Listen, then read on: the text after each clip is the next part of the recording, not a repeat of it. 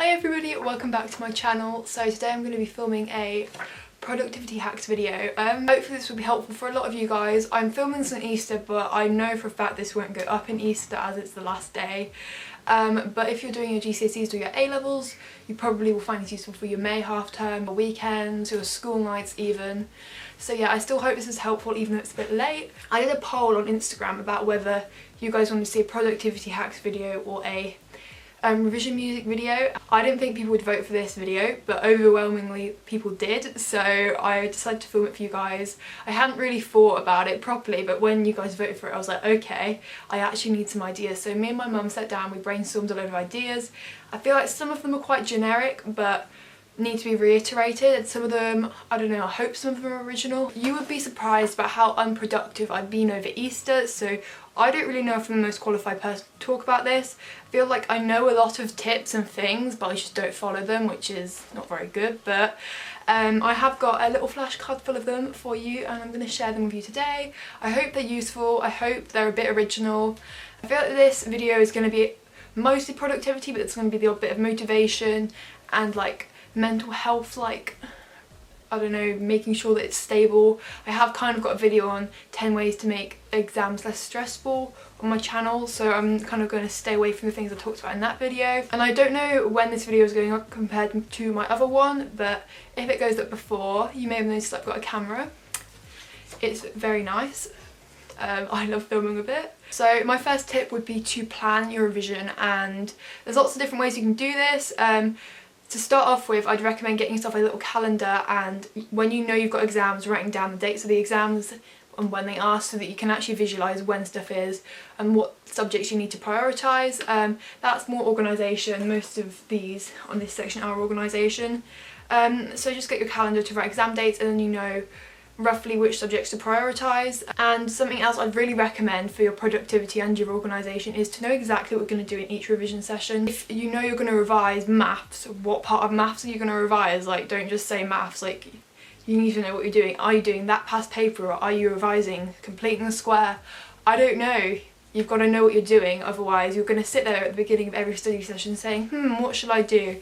And you'll flip through your book for a bit and you'll be like, maybe I should do some of that. It's like, no, you need to know what you're doing before you sit down to do it. And something I've started doing, and sometimes does work, sometimes doesn't, depending on when I get up, is to plan roughly the timings of your stuff the night before. So if you know there's like a few things that you need to do, get out like a little pad and say, okay, at 9 o'clock I'm going to start this, and this will probably take me about 45 minutes, so I'll leave myself an hour just in case it goes over, and then after that I'm going to do this, and then I'm going to go for lunch. Like, plan out your day in rough timings, and if they're rough and you go a bit over what you think it's going to take, then if you end up being ahead, one, you feel like you've been really productive, two, you can fit in something extra, and three, you can relax and you can spend extra time on something if it does go wrong.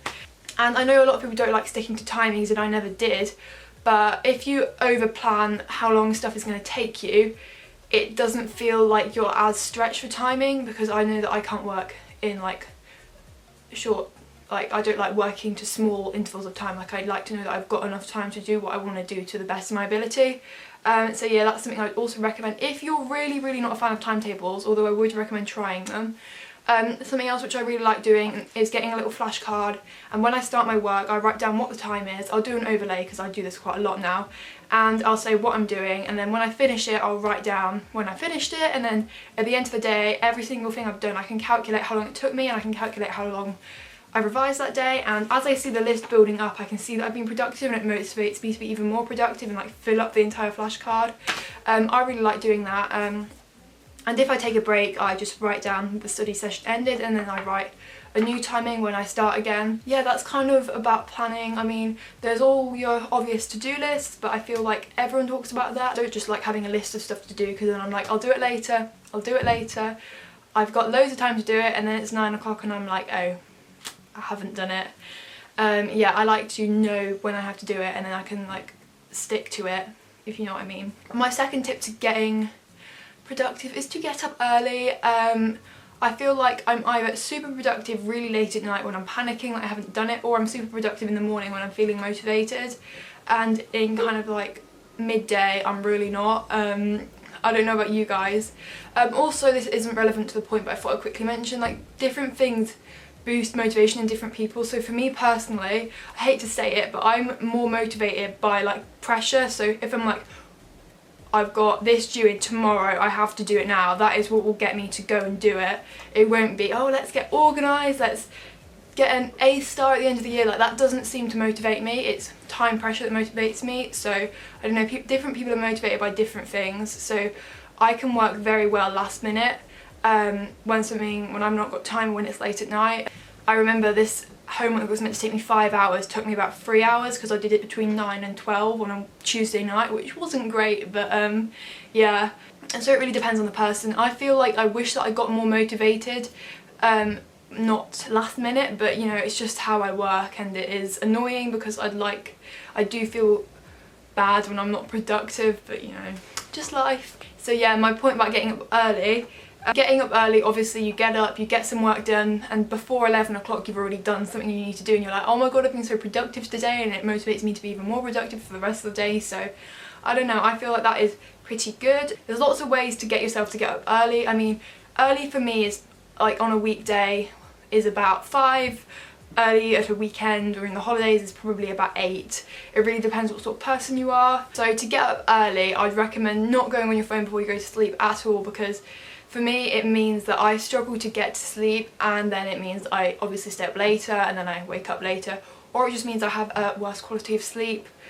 So I really wouldn't recommend going on your phone before bed. Like, do something else, do some reading. If you really want to read your textbooks, although I think you should kind of wind down after that. Do some drawing, sit in bed and do some writing in a diary or whatever you like to do, just like don't go on your phone. And also when you wake up, don't grab your phone, because the second you grab your phone, that's it, that's an hour wasted. Like, get up, get a shower, get dressed, blah blah blah, do some revision, then go on your phone. Also, I've been doing this for literally years. I used to, like around summertime, I'd leave my curtains open, and I'm starting doing it again because it's the right time of year for it. I'd leave my curtains open, and it means that about when the sun comes up, I will wake up naturally, so I don't feel tired when I wake up. Yeah, so depending on how much sleep you've got, it depends how well you sleep through the sunlight. So if you go to bed early, the sunlight will probably wake you up about 7:30, 8, which is so good, because then it's like you're not feeling tired, you've had a good night's sleep, and you're already up early. In like the height of summer, like around June, July time, the sun rises at literally like 5 o'clock in the morning. So I mean, it depends how early you want to get up, but I don't have an issue with it. I'm going to start leaving my curtains open now. So that is something I'd really, really recommend. It does help a lot. And don't grab your phone. If you're going to the effort of actually getting up early and waking up early, don't go on your phone. Like, what's the point? Okay, and this is kind of about your health, like your mental health, your physical health. I kind of touched on this. Actually, no, I spoke in a lot of detail on this in my 10 ways to stay de-stressed during exam season, so I'm just going to briefly run through it. So exercise, obviously very useful, endorphins, blah blah blah. You can also try yoga, meditation if that's your thing. Eat healthy, pretty self-explanatory. Don't eat a McDonald's every day. Yeah. Get good revision snacks. So I didn't really mention this in my other video, but good revision snacks for me are like nuts and biscuits and a cup of tea, water to stay hydrated. Not messy food, so like, although I say fruit, I wouldn't get like yourself like an orange or something that's quite messy. Like, I get yourself grapes or blueberries or something. Yeah, just don't binge on chocolate, even though, I mean, I did that yesterday. My next point is about your distractions. So obviously you want a nice clear workspace. You don't want yesterday's history homework you didn't finish sitting at the side. You don't want to have your family member cooking behind you, because although they may not be talking to you, it is distracting. Like, you just want to have like a nice clear workspace where it's just you. Something I found really, really helpful for not getting distracted is music, and you've got to listen to the right music, and I'm going to do a video on my favourite revision music. I don't know when, but I will do it. But like, try not to use music with words, because although it may seem like it's not affecting you at that point, it definitely does. And there's so many good like non-worded music. As I said, I'm going to do a video on it, so stay tuned for that. Something else which I found really helps is deleting all the social media off your phone, because it means if you're going to go on your phone, one, you won't be getting any notifications through, and two, there's nothing to do on your phone if your social media is not there. I feel like turning your phone on airplane mode, you can just turn it back off. You know, if you're feeling that demotivated, you'll just turn it back off and go on Instagram. Like, no, delete Instagram, then you have to go to the app store, type in Instagram, wait for it to download, log back in. Like, too much effort, isn't it? Like, I deleted Instagram off my phone a few days ago. I haven't looked back on it. I haven't needed it whatsoever. The only social media I've kept is Snapchat and YouTube, and I don't know, Instagram wastes so much of my time because it's not actually that useful to me, and I don't class myself as an Instagrammer or whatever. If you want to be super extra, after you've deleted your social media, turn your phone off and give it to your family member and be like, okay, you can give this back to me at 8 o'clock this evening, or once I finish my to-do list, and you have to go show them that you've finished your to-do list, and then you only get your phone back when you're done with your revision. So it's like a little reward, I guess, like motivation to get your phone back.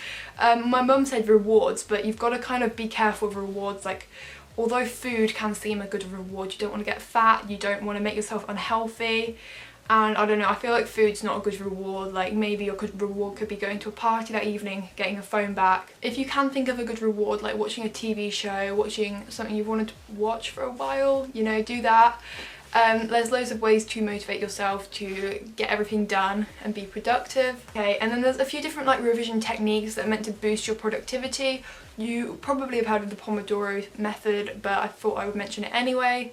Basically it's 25 minutes of work, 5-minute break, 25 minutes of work, 5-minute break, and that happens 4 times I think, and then in the 4th break, I think it's half an hour for the 4th break, and then you do the whole thing again if you want to. I think that's what it is. And also you can just have like short chunks and loads of breaks. I find that too many short chunks, I just get distracted and I don't feel like I've been productive. Like, I just like to hardcore go for it, and then have a... all my books just fell down, okay. I usually just like to hardcore go for it, then have like an hour break after, or like a half an hour break after an hour and a half of work. It just depends on what you like. For a break, I'll sometimes go downstairs, I'll get myself some more tea, some more water, I'll go talk to my mum. I'll go for a little walk around the garden. I don't really know. I don't go on my phone in my breaks because, you know, as soon as I'm on my phone, that's it.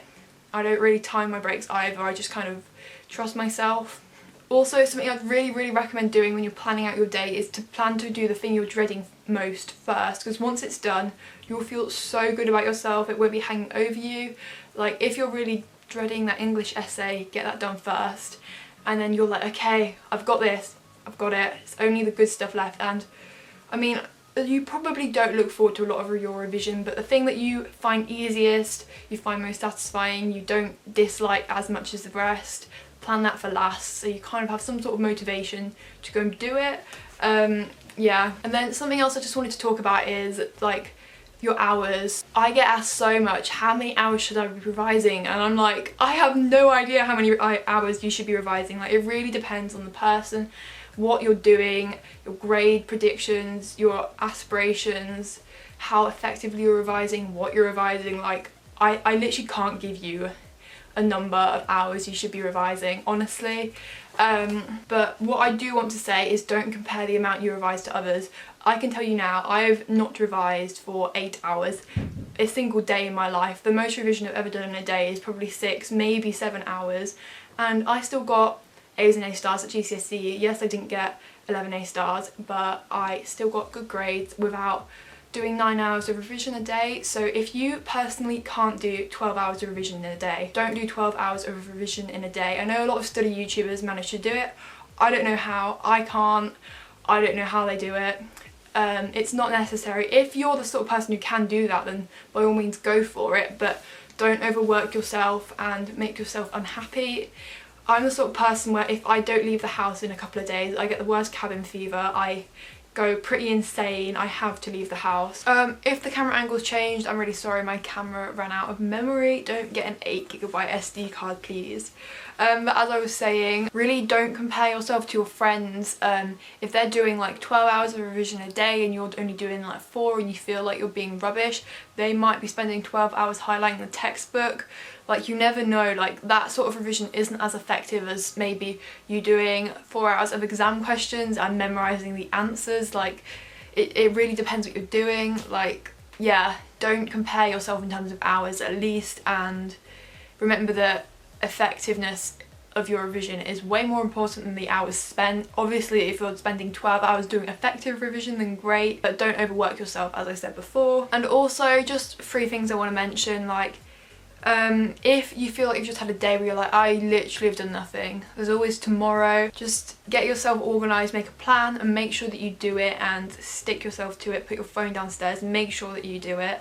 There's nothing wrong with having a bad, like, unproductive day, as long as you learn from the mistakes you made the day before and make sure you don't do them the next day. At the same time, be realistic about how much you can get done. If you have this massive list of stuff that you apparently need to get done, like, realistically, are you going to get that done? Like, ask yourself honestly, will I do that? And as much as you want to say, yes, I will, do you think you actually will? And if you don't, then, you know, maybe cut out some things or prioritise what's most important. Make sure you get that done first before you start going on to other stuff. Just make sure that you are being realistic with how much you can get done, and you kind of know how much you can get done in the back of your head.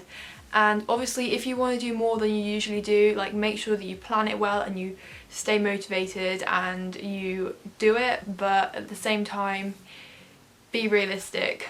And also, if you really feel like you just need a break, like, work's got too much, you've spent hours doing it non-stop, just take a break, go out with your friends, go out with your family, go out and just do something different, and just don't think about revision at all. Just do something that you want to do, and, you know, that will motivate you to keep working for the next few days, and then maybe do something else. I don't know, like, just have a day off and do something you really have wanted to do. Do something you wanted to do for a while and then get back on it. Like, everyone deserves a break, even during exam season, like, trust me. I think that's about all I wanted to say for this video. I hope it's not too long. I hope it's not just your generic tips that you could have thought of yourself. And I hope it's been useful, and I hope it inspires you to get yourself productive and get motivated. I say this is a productivity video, but I think there's also some motivational tips in here as well. But yeah, good luck, and I'll see you very soon for a brand new video. Bye!